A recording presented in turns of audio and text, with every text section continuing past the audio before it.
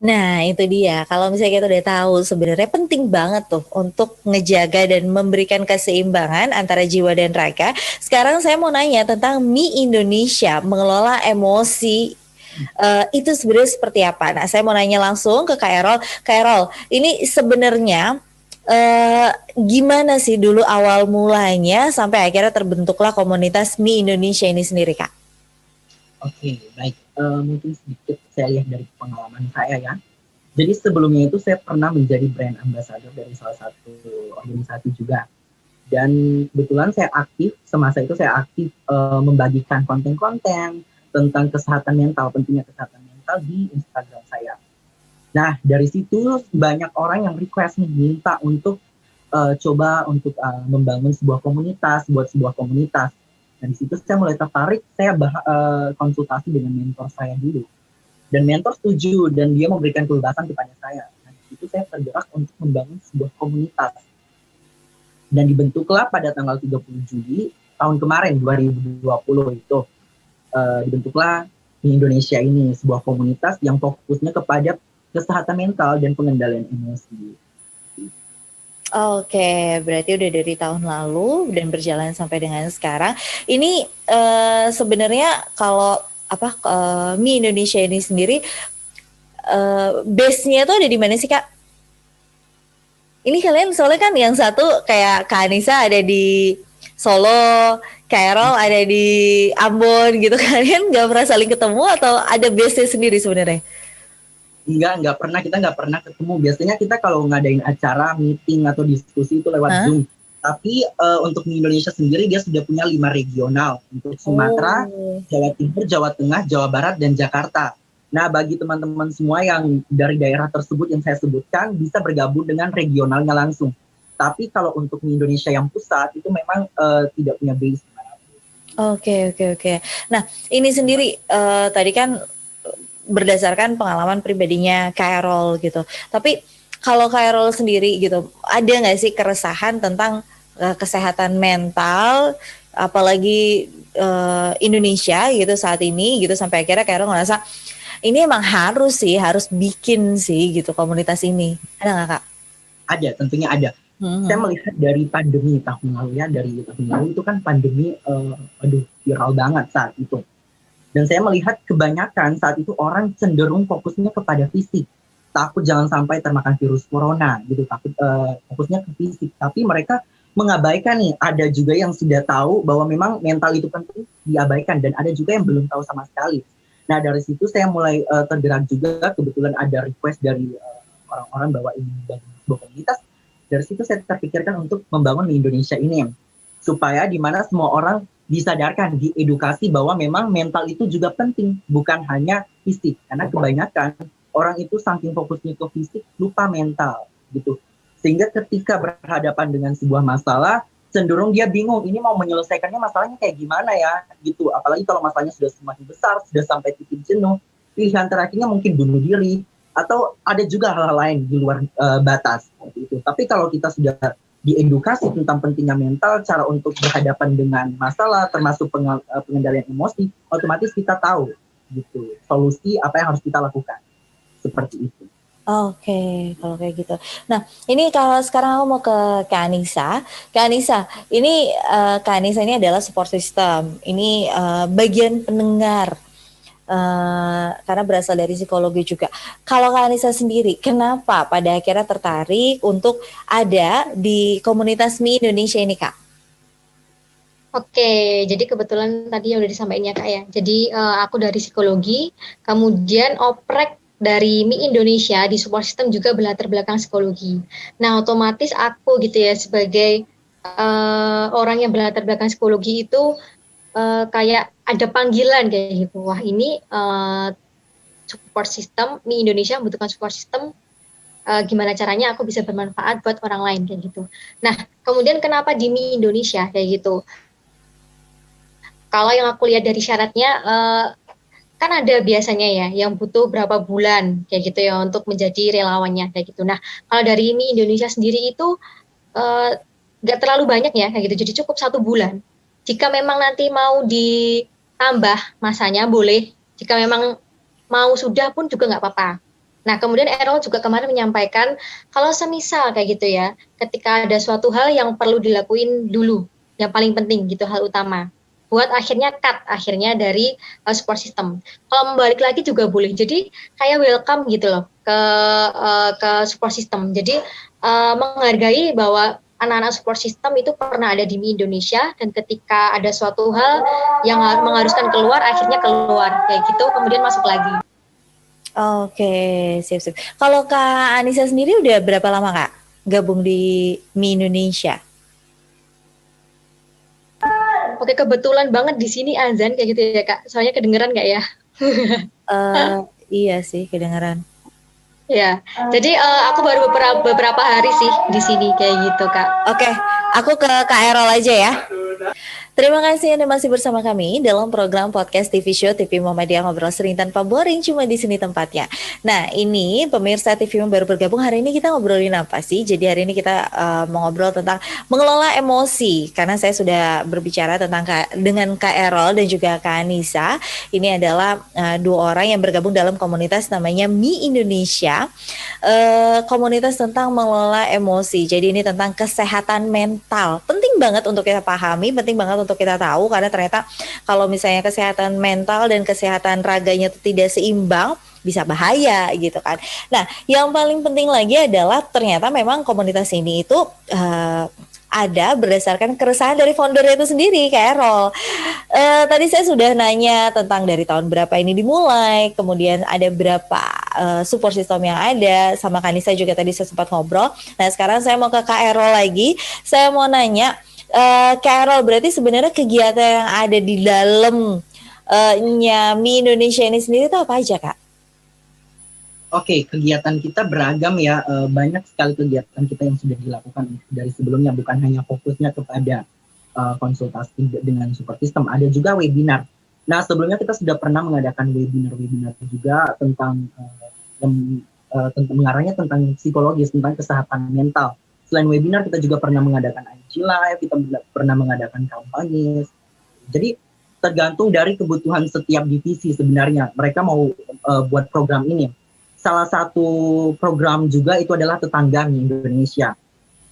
Nah, program ini tuh sebenarnya sudah dimulai dari angkatan pertama gitu, dan diteruskan sampai tahap ini. Jadi di grup Tetangga Mi itu mereka akan menceritakan hal-hal tentang psikologis, kasus-kasus atau isu-isu permasalahan terkini seputar emosi, seputar kesehatan mental, contohnya seperti bully. Nanti mereka akan share artikelnya, akan bahas bersama di situ seperti apa. Jadi bukan hanya fokus kepada support system atau konsultasi, tapi juga ke webinar, IG Live, kampanye, bahkan Oke, jadi sebenarnya banyak banget kegiatan yang ada di dalam Mi Indonesia.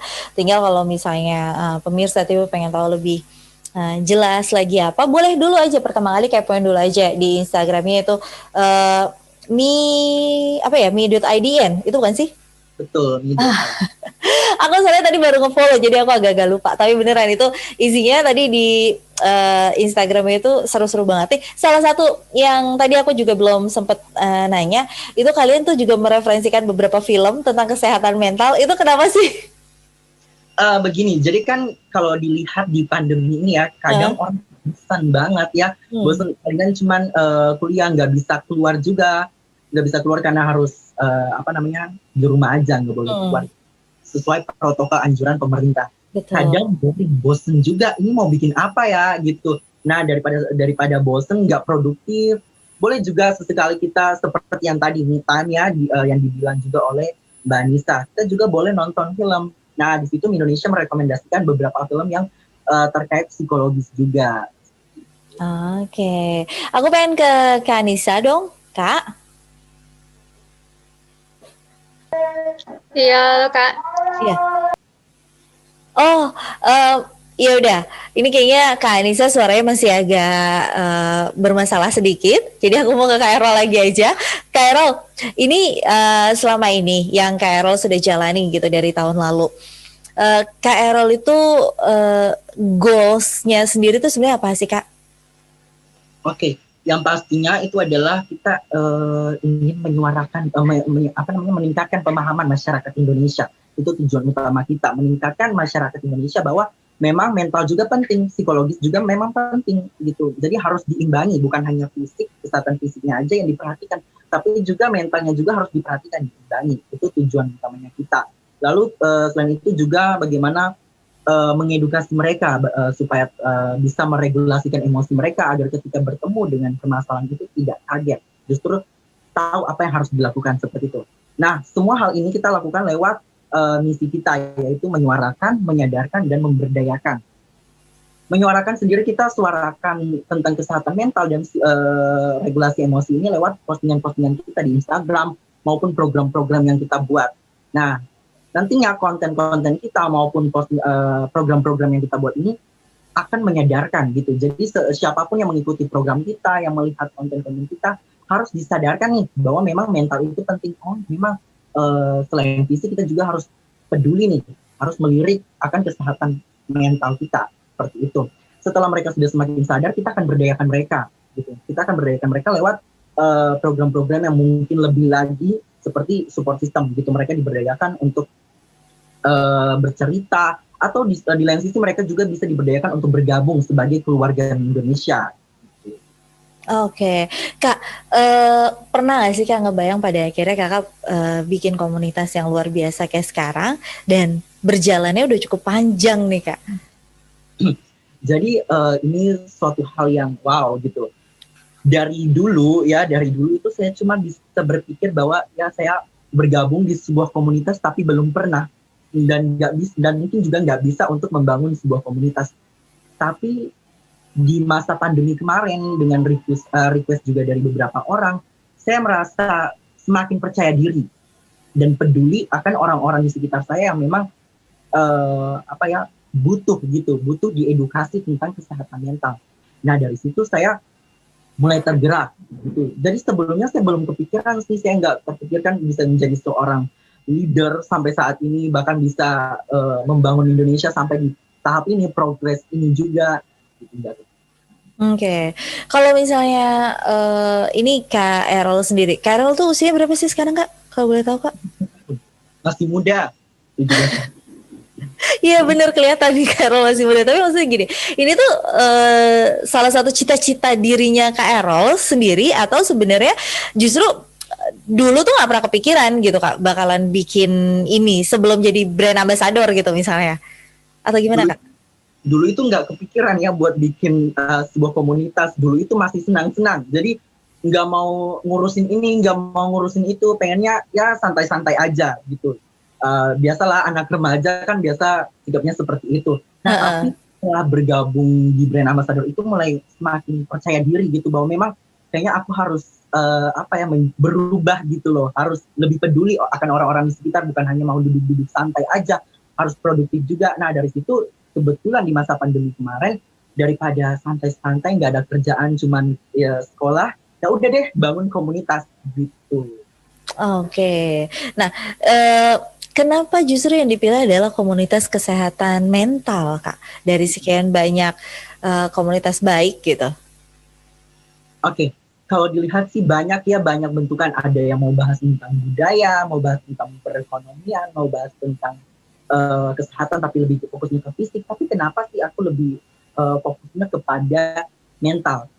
Karena sebelumnya juga kan sempat bilang tuh bahwa memang melihat dari lingkungan sekitar saya tuh kadang mereka abai ya, mereka bersikap apatis akan kesehatan mental gitu. Dan juga ada request dari beberapa orang untuk membangun komunitas. Di situ saya semakin percaya. Jadi sebenarnya masalah mental ini harus diperhatikan seperti itu, karena kita kalau di pandemi kan kita takut nih buat jatuh sakit, jangan sampai termakan virus coronanya, sehingga kita betul-betul fokus ke yang fisiknya, kita mengabaikan yang mentalnya. Makanya ketika ada masalah entah itu masalah dengan keluarga, masalah pribadi atau dengan orang lain, kita nggak tahu cara untuk menyelesaikannya seperti apa.